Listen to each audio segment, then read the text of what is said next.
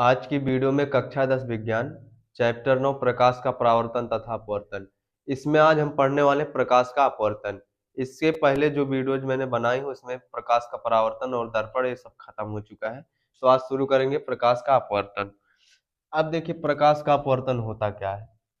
प्रकाश की किरण एक माध्यम से दूसरे माध्यम में जाने पर अपने मार्ग से विचलित हो जाती है। इस घटना को प्रकाश का अपवर्तन कहते हैं।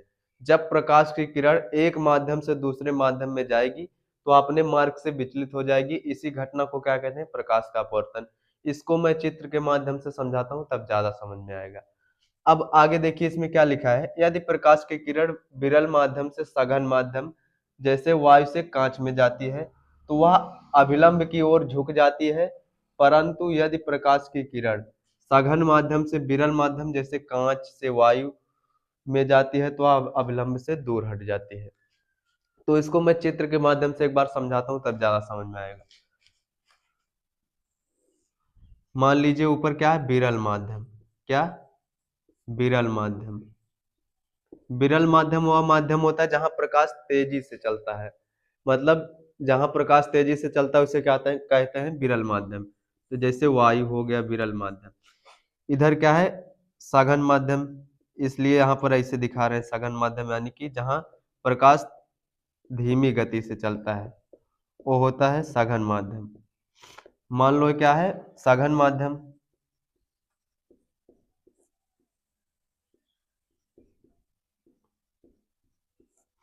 जैसे कि क्या हो गया? कांच। सघन माध्यम क्या है? कांच। अब देखिए कह रहा है प्रकाश की किरण, यदि प्रकाश की किरण विरल माध्यम से सघन माध्यम में जैसे वायु से कांच में जाती है। मान लो ये कोई प्रकाश की किरण आई, क्या ये विरल माध्यम से कहा यहाँ पर जो आई इसे बोलते हैं आपतित किरण। इसे बोलते हैं आपतित किरण। आपतित किरण। अब देखिए ये क्या होगी? अभिलंब की ओर झुक जाएगी। ये जो प्रकाश की किरण अब अभिलंब कहाँ होगा? यहाँ पर।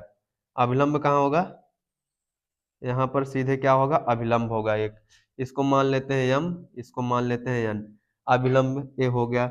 मतलब जो प्रकाश की किरण आई है कहाँ झुक जाएगी? अभिलंब की ओर। कहाँ झुकेगी? अभिलंब की ओर झुक जाएगी। जाना कहाँ चाहिए था? ऐसे सीधे जाना चाहिए था। ऐसे इसको कहाँ जाना चाहिए था? सीधे एकदम एकदम सीधे जाना चाहिए था, लेकिन कहाँ झुक गई? अभिलंब की ओर झुक जाती है। तो वही बोला गया है कि जब यदि प्रकाश की किरण विरल माध्यम से सघन माध्यम में जाती है तो वह अभिलंब की ओर झुक जाती है। यानी कि क्या की है? अभिलंब की ओर झुक गई है। यहाँ पर क्या बनता है? कोण आई। कोण आई को क्या बोलते हैं? यहाँ पर आपतन कोण। आपतन कोण। और यहाँ पर एक कोण बनेगा आर। कोण आर को बोलते हैं अपवर्तन कोण। क्या बोलते हैं? अपवर्तन कोण। अपवर्तन कोण। प्रकाश का अपवर्तन होता क्या है? प्रकाश की किरण एक माध्यम से दूसरे माध्यम में जाने पर अपने मार्ग से विचलित हो जाती है। देखिए ये एक माध्यम से कहाँ गई? दूसरे माध्यम में गई। अपने मार्ग से विचलित होकर कहाँ? अभिलंब की ओर झुकी है। मतलब कि जाना इसको इधर चाहिए था लेकिन झुक कहाँ गई? अभिलंब की ओर। यही क्या है? प्रकाश का अपवर्तन। यही क्या है? प्रकाश का अपवर्तन। कि अपने माध्यम से क्या हुई? विचलित हो गई, यानी कि अपने माध्यम से भटक गई। जाना चाहिए था इसको सीधे लेकिन झुक गई इधर की तरफ। तो ये क्या हो गया? प्रकाश का अपवर्तन। इसको भी चित्र के माध्यम से देख लेते हैं। इधर क्या होगा? ऊपर सघन माध्यम, इसलिए इसको क्या है? ऐसे दिखाते हैं सघन माध्यम। सघन माध्यम यानी कि कांच। सघन माध्यम यानी कि क्या होगा? कांच। सघन माध्यम यानी कि क्या हो गया? कांच।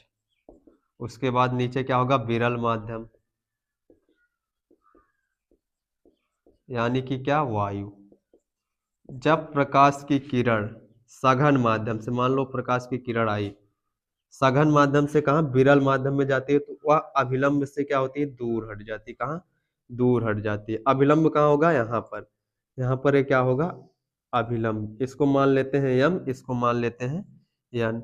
अब देखिए इस प्रकाश की किरण को जाना कैसे चाहिए था? ऐसे ऐसे। लेकिन ये कहाँ हट गई? अभिलंब से दूर हट गई। कहाँ? अभिलंब से क्या हुई है? दूर हटी है। तो ये जो किरण जाती है इसको क्या बोलते हैं? इसको बोलते हैं आपतित किरण, आपतित किरण। और ये जो इधर एक किरण आई इसको क्या बोलते हैं? अपवर्तित किरण, अपवर्तित किरण। और यहाँ पर क्या होगा? कोण आई, कोण आई को क्या बोलते हैं? आपतन कोण, आपतन कोण। और यहाँ पर बनेगा कोण आर, इसको क्या बोलते हैं? अपवर्तन कोण। क्या बोलते हैं? अपवर्तन कोण, अपवर्तन कोण। और इस बिंदु को बोलते हैं आपतन बिंदु, आपतन बिंदु। यहाँ पर भी होगा, ये जो बिंदु होगा क्या होगा? आपतन बिंदु। अब देखिए वही वही कहा है, जब प्रकाश की किरण सघन माध्यम से विरल माध्यम में जाती है तो वह अभिलंब से दूर हट जाती है। देखिए अभिलंब से दूर हट गई है। जाना कैसे चाहिए था इसको? ऐसे, लेकिन कहाँ हट गई? अभिलंब से दूर हट गई। तो प्रकाश का अपवर्तन नहीं तो होता है। प्रकाश की किरण अपने जब एक माध्यम से दूसरे माध्यम में जाती है तो अपने मार्ग से क्या होती है? विचलित हो जाती है। हम पढ़ रहे थे प्रकाश का परावर्तन, उसमें बचा था अपवर्तन का नियम। हुआ क्या था कि वीडियो पूरा रिकॉर्ड हो गया था, बस उसमें आवाज नहीं आ रही थी अपवर्तन के नियम में, तो इसलिए दोबारा वीडियो बनाना पड़ रहा है। तो चलिए देखते हैं अपवर्तन के नियम। अपवर्तन के निम्नलिखित दो नियम है। अपवर्तन के दो नियम है। पहला क्या है? आपतित किरण, अपवर्तित किरण तथा आपतन बिंदु पर अभिलंब तीनों एक ही तल पर होते हैं। देखिए इसको समझाने के लिए मैंने एक चित्र बनाया। चित्र बनाना नहीं है पेपर में, केवल इसको ऐसे मैं समझाने के लिए बता रहा हूँ। देखिए ये जो किरण आती है इसको क्या बोलते हैं? आपतित किरण। और देखिए ये विरल माध्यम है, ये सघन माध्यम। जब प्रकाश की किरण विरल माध्यम से सघन माध्यम में जाती है तो क्या होती है? अभिलंब की ओर झुक जाती है, अभिलंब की ओर झुकी है। ये जो किरण जाती है इसे क्या कहते हैं? आपतित किरण। और ये जो किरण झुकी है दूसरे माध्यम में गई उसे क्या कहते हैं? अपवर्तित किरण। और ये होता है अभिलंब, ये क्या है? अभिलंब। और इस बिंदु को कहते हैं आपतन बिंदु। मतलब आपतित किरण, अपवर्तित किरण, अभिलंब तीनों क्या होते हैं? एक ही तल पर होते हैं। देखिए ये आपतित किरण यहाँ, ये हो गई अपवर्तित किरण, और ये अभिलंब तीनों क्या है? एक ही तल पर है। पहले का मतलब यही था। तो चित्र बनाना नहीं, मैं केवल समझाने के लिए बनाया हूं। अब दूसरा नियम क्या है? किन्हीं दो माध्यमों के लिए तथा एक ही रंग के प्रकाश के लिए आपतन कोण की जा मतलब होता है साइन, जा का मतलब होता है साइन, तथा अपवर्तन कोण की जा का मतलब क्या होता है? साइन का अनुपात एक नियतांक होता है। इसका मतलब क्या होगा? आपतन कोण की जा, आपतन आपतन कोण को किससे लिखा जाता है? आई। देखिए आई, आई मतलब आपतन कोण, तो साइन आई। आपतन कोण की जा बोला है तो जा का मतलब साइन, तो आपतन आपतन कोण क्या होता है? आई बटे तथा अपवर्तन कोण की जा। अपवर्तन कोण को किससे लिखा जाता है? आर से। यहाँ जो कोण होता है क्या होता है? आर। तो अपवर्तन कोण की जा मतलब साइन, उसके बाद जा अपवर्तन कोण बोला आर, बराबर क्या होता है? नियतांक। अनुपात मतलब इन दोनों का अनुपात, यानी कि बटे में इन दोनों का अनुपात क्या होता है? नियतांक।